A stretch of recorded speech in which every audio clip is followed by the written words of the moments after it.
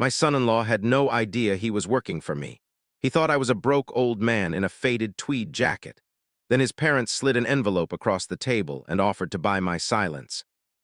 5 minutes later, I decided to burn their entire world down. Before I continue, tell me where you're watching from in the comments, and hit like if you believe arrogance always comes with a price. The Chicago wind cut through my thin jacket as I stood outside the city's most exclusive steakhouse, watching valets open the doors of cars that cost more than most people's homes. I parked my truck 3 blocks away on purpose. I could have bought the restaurant outright with one phone call. Instead, I chose the scuffed boots I'd owned for 15 years, the frayed jacket, the long walk in the cold. Wealth, I learned long ago, is a quiet shield. Ostentation is just a target. My name is Lawrence Weaver. I'm 69. My life has two pillars, the logistics empire I built out of nothing and my daughter, Rachel. Rachel married Sean 3 years ago, and from the first handshake I saw exactly what he was, a man who measured people by the brand on their wrist. He treated me like an obligation, a stain he tolerated because Rachel loved me. He believed I was a retired blue-collar nobody surviving on a state pension in a 2-bedroom house. I let him believe it. I wanted Rachel loved for herself, not for the trust fund she never touched. So when Sean told me his parents, Howard and Cynthia, were flying in to celebrate his promotion to CEO of Apex Innovations, and invited me to dinner with the enthusiasm of a man reading a court summons, I said yes. I needed to see exactly what my daughter had married into. The hostess looked at my jacket the way you'd look at something tracked in on a shoe. She led me to the private room in the back. Howard sat in a charcoal suit with a watch like a weapon. Cynthia wore pearls and a face built for judgment. Sean swirled his wine and didn't stand when I walked in. Nobody offered a hand. Sean just pointed his glass at the seat furthest from them. Rachel was in the restroom. I sat down in silence thick enough to choke on. Cynthia opened first, asked how my little house was holding up in the winter, stretching the word little like taffy. Howard bragged about the Amalfi Coast, then looked at my boots and asked what exactly I'd done for a living before I retired. I told him the truth. I worked with my hands, moved freight. Managed trucks. I just left out the part where I owned 10,000 of them. Howard laughed and traded a look of triumph with Cynthia.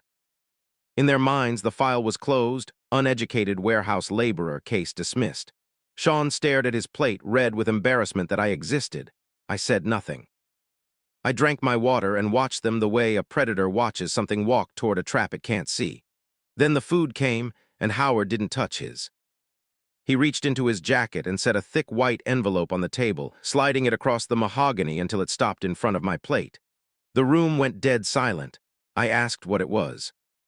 Howard told me without a flicker of shame that inside was a cashier's check for $20,000, a relocation fund. The terms were simple. I'd invent some story about my health, pack up my little house, and disappear into a low-tier retirement facility in Florida or Arizona. I was to vanish from Rachel and Sean's life entirely. I asked him why I would ever do that. Howard leaned in like he was explaining something to a child. Sean was CEO now, moving in circles of real money, real power. My poverty, my lack of education, my whole existence, were anchors dragging his son down. A man like Sean couldn't be seen with a father-in-law who looked like he belonged in a soup kitchen. I turned to Sean and asked him directly, did he agree? Did he want me to take the money and disappear from his wife's life? He looked me dead in the eye and said yes. Told me his image mattered, that a CEO of a company like Apex couldn't have a father-in-law who looked like a janitor. Told me to take the money and do what was best for everyone. He had no idea. He had absolutely no idea that the empire feeding his tailored suits and his precious image was built by the same hands he was insulting. That the board who hired him answered, ultimately, to a blind trust controlled by the man he just tried to buy off. The door opened. Rachel walked back in, bright and oblivious, asking if they'd ordered appetizers yet. Before she could sense anything wrong, I reached out and slid the envelope smoothly into my jacket pocket. Howard and Cynthia exchanged a victorious glance. Sean exhaled, relieved. They thought the old man had folded. I stood up slowly. I am not a man who raises his voice. Anger is for people with no other leverage, and I had all the leverage in the world. I pulled a single crumpled dollar bill from my pocket, smoothed it out, and set it in the center of my empty plate. I told Sean it was for the tap water. Then I turned to Rachel, kissed her forehead, told her the cold had given me a headache, and that she should stay and enjoy the evening with her new family. She offered to drive me home. I told her to stay. I promised to call in the morning. Walking out, I caught Howard's face one last time, carving into his steak like a man who just bought the world. Outside, the cold didn't touch me anymore. The quiet old man I'd worn into that restaurant peeled off like a costume. My spine straightened. I pulled out my phone and called my attorney, Stephen, the only man alive who knew exactly who I was. I told him they'd taken the bait. I told him Sean had just crossed a line there was no walking back from. I ordered a full forensic audit of every account Sean had touched since the board made him CEO. Then I watched the valet bring around Howard's silver Porsche, and I already knew how this story was going to end. I drove my rusted truck into the underground garage of a glass tower downtown, into a parking spot that had been reserved under my name for over 20 years. The guard at the private elevator didn't ask for ID, just pressed his thumb to the scanner and sent me to the 52nd floor. By the time the doors opened, the old man from the restaurant was gone completely. Stephen was waiting at the conference table with a stack of leather-bound files, the gold Apex Innovations logo embossed on top. He didn't ask about dinner. He already knew why I was there. 30 years ago, my wife Clara died suddenly, and I was left alone with a toddler and a mountain of medical debt. I bought one broken-down delivery truck at a police auction and worked 20-hour days, Rachel asleep on the passenger seat because I couldn't afford childcare. I skipped meals so she could eat. One truck became 10, 10 became 100. Eventually, it became an international logistics empire worth hundreds of millions. 10 years ago, my heart couldn't take the pace anymore, and I'd already secured everything Rachel would ever need.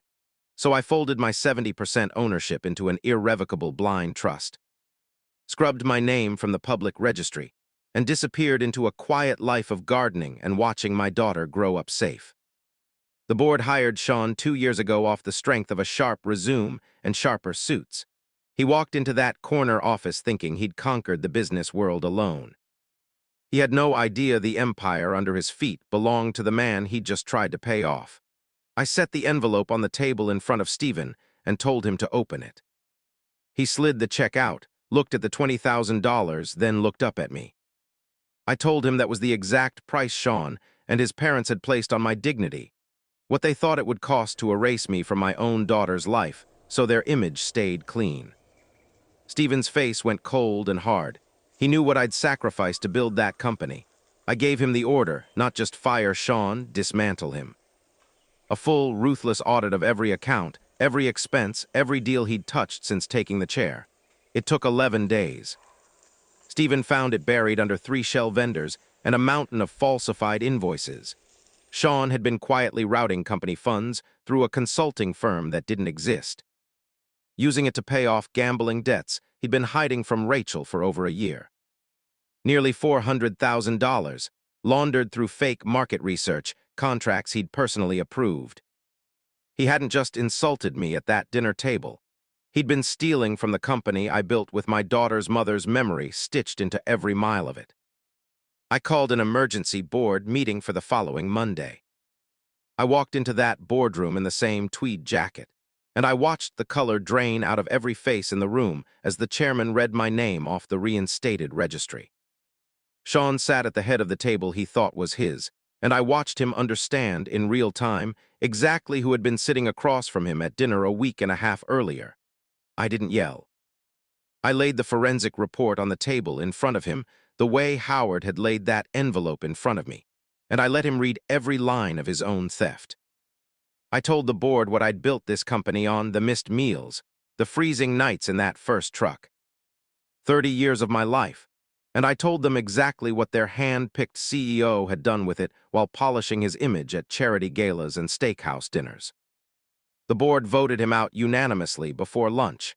Legal handed the case to the district attorney the same afternoon. Sean's tailored suits and sharp watch weren't going to help him where he was headed. Rachel called me that night, shaking.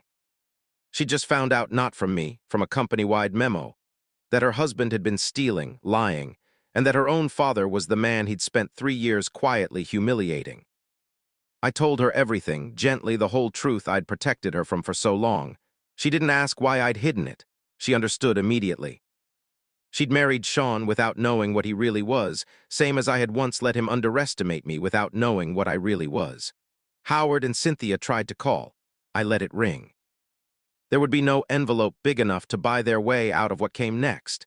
Apex's legal team was already moving to recover damages, and Howard's name, dropped so proudly at every dinner as Sean's father, was about to become a liability at every table he sat at from here on. Rachel filed for divorce within the month. I didn't push her, I didn't have to. She saw the man clearly now, the same way I'd seen him from the first handshake. She moved back into my quiet little house for a while, the same one Cynthia had called little, like an insult, and we sat in my unremarkable backyard garden the way we used to before any of this. Before Sean, before the empire even had a name. I never touched that $20,000 check. I had Stephen donate it in full to a scholarship fund for kids from families that skip meals so their children can eat, kids like Rachel used to be. Asleep on the passenger seat of a broken-down truck, with a father who had nothing but was willing to build everything. Sean thought a tweed jacket and a pair of worn boots told him everything he needed to know about a man's worth. He mistook my silence for weakness and my simplicity for defeat. He looked at me across that table and saw someone he could buy for $20,000. He was standing on top of an empire I built with my bare hands, insulting the one man who could take it all away with a single phone call. And by the time he understood that, it was already far too late. This story is a work of fiction. Any resemblance to real people or events is purely coincidental, and the narrative is intended for entertainment purposes only.